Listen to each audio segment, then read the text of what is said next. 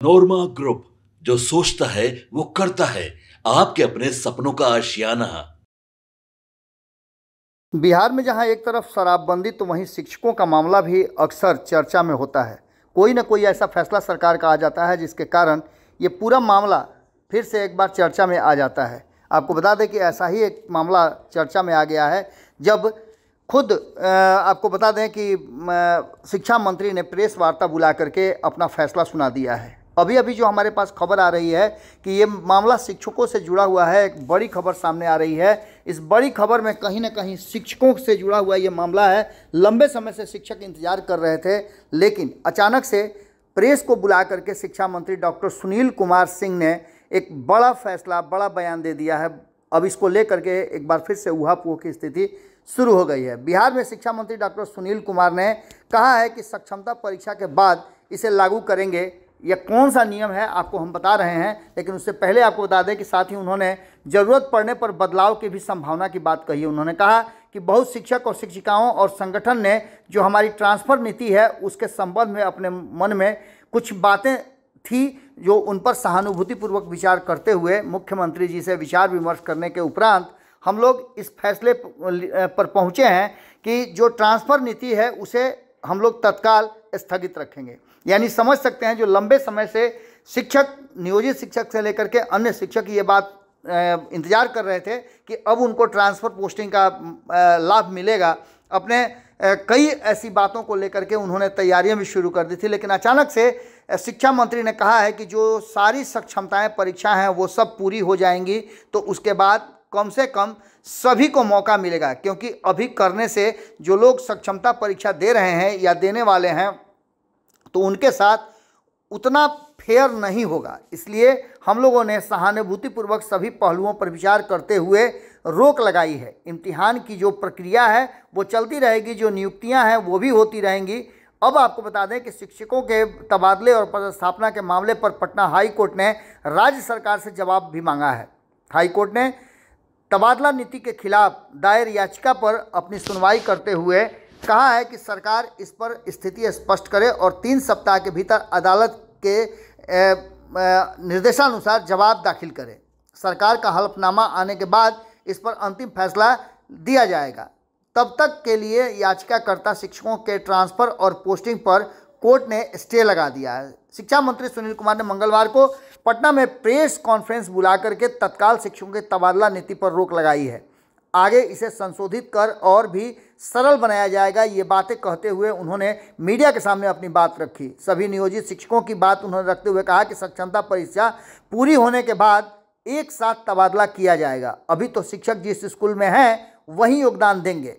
एक सवाल के उत्तर में उन्होंने कहा कि नियोजित शिक्षक सरकारी कर्मी एक साथ बन रहे हैं, इसलिए वरीयता एक समान रहेगी। हालांकि बाद में वरीयता मामले पर विचार किया जा सकता है। यानी सीधी तौर पे ये कह सकते हैं कि जो शिक्षक लगातार ट्रांसफ़र पोस्टिंग का बाट देख रहे थे उनके लिए एक दुखद खबर है या बुरी खबर में कह सकते हैं इसको। अब देखना होगा कि सरकार इस पर कब संज्ञान लेती है, लेकिन तत्काल तो जो अरमान थे कि ट्रांसफ़र पोस्टिंग होगा वो दब गया है, रुक गया है।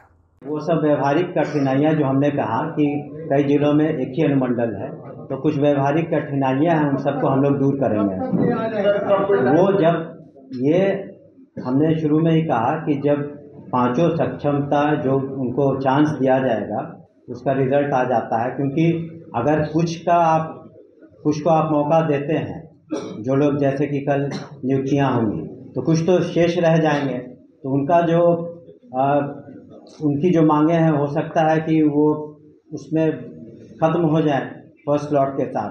तो उनका कहना था कि बाकियों को भी मौका मिलना चाहिए उतना ही जितना पहली बार पास किए हैं, क्योंकि सभी तो एक ही तरह के सक्षमता टेस्ट पास कर रहे हैं, सभी नियोजित शिक्षक थे और अब विशिष्ट शिक्षक होंगे।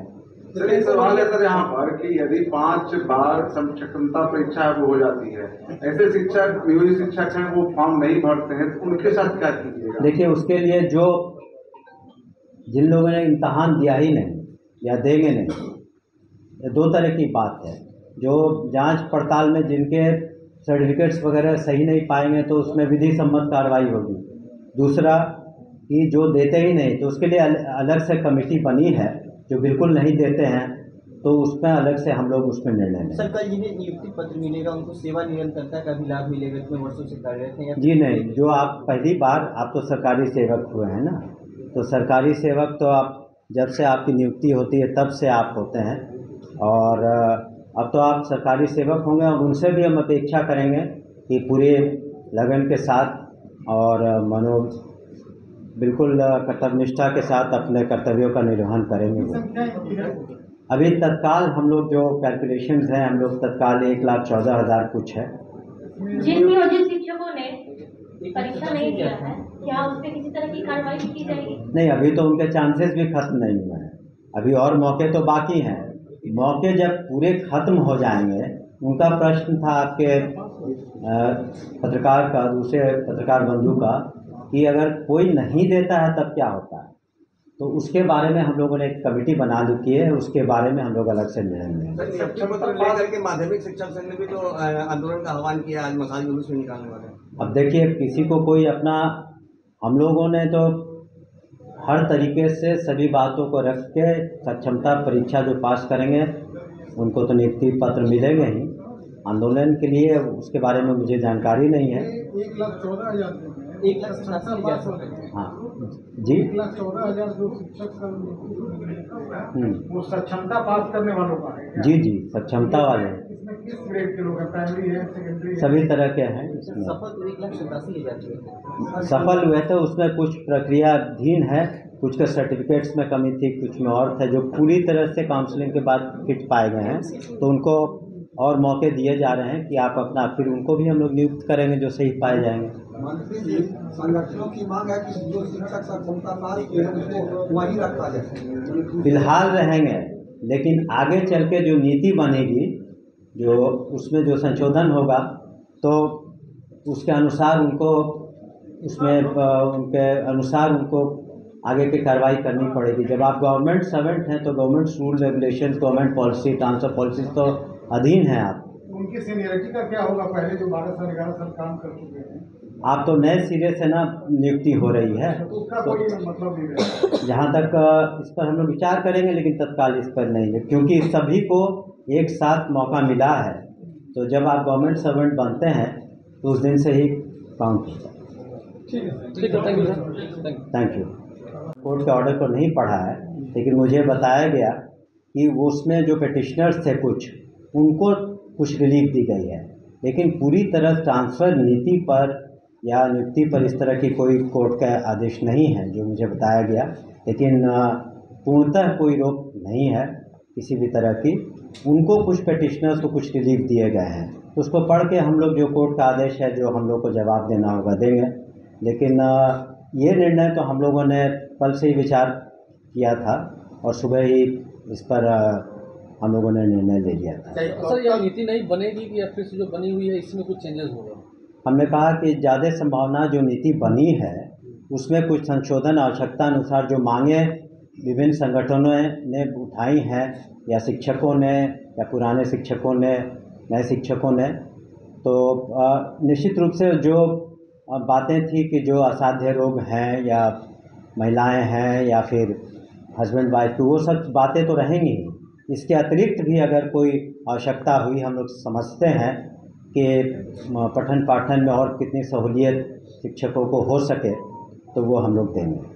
अनुमंडल को लेकर के जो पुरुष शिक्षक थे वो कहीं नहीं नजर आए थे, तो उस पर क्या करेंगे? वही हमने कहा ना, इन्हीं सब लेकर के कुछ लोग मिले भी हमसे, पदाधिकारियों से भी मिले, तो हम लोगों ने, ऐसा तो नहीं है, हम लोगों ने तो जब इतना माननीय मुख्यमंत्री जी ने किया है शिक्षा विभाग के लिए, शिक्षकों के लिए इतनी नौकरियां दी जा रही हैं, तो उनकी बातों को भी हम लोग सुन रहे हैं। और इसीलिए हम लोगों ने एक कह सकते हैं कि टेम्पररी तरीके से उस पर स्थगन लगाया है, और उसमें जो आवश्यकता अनुसार हम लोग संशोधन भी करेंगे पूरी बातों को पढ़ करके, ताकि किसी तरह की कोई किसी को डिससेटिस्फैक्शन नहीं हो। माननीय मुख्यमंत्री के कर कमलों द्वारा अधिवेशन भवन में होगा और दूसरा जिलों में होगा।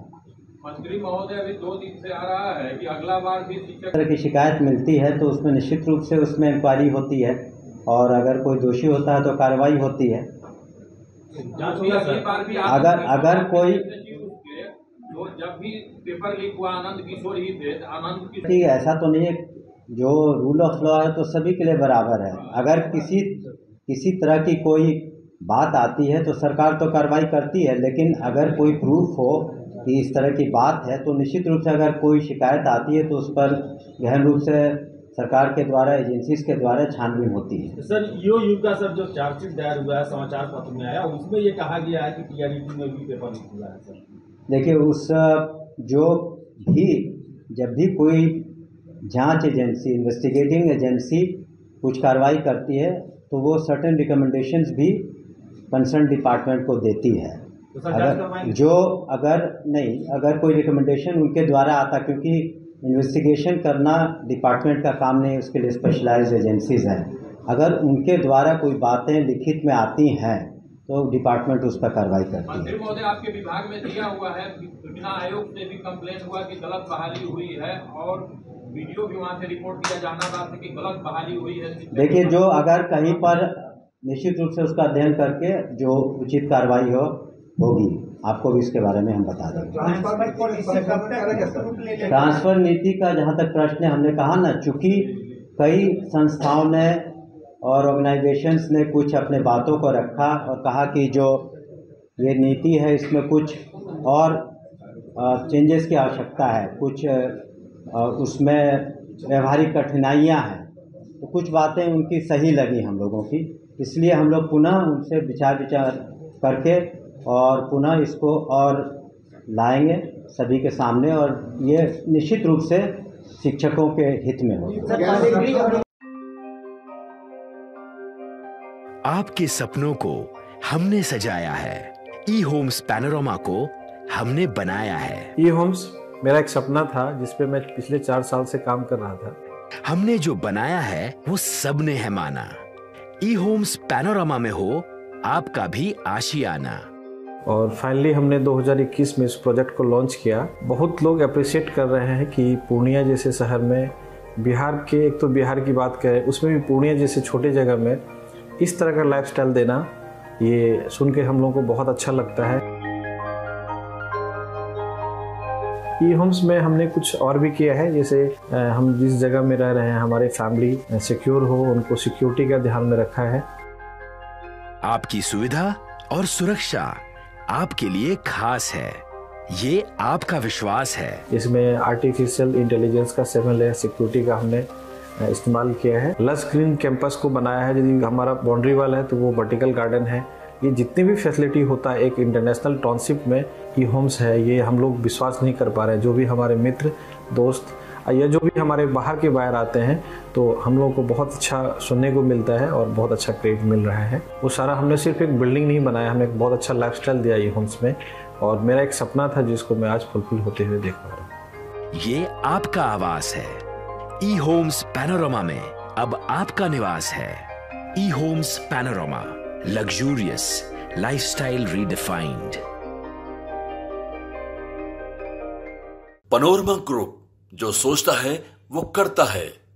अगर ये वीडियो पसंद आई और वह बिहार के राजनीति और बिहारियत से सरोकार रखेनी तो सब्सक्राइब बटन दबा के चैनल के सब्सक्राइब कर ली। ओजे एगो घंटी बा, ओकरा बटन दबा देला से कुल सटीक और मारक खबर रुआ मुफ्त में मिल जाई।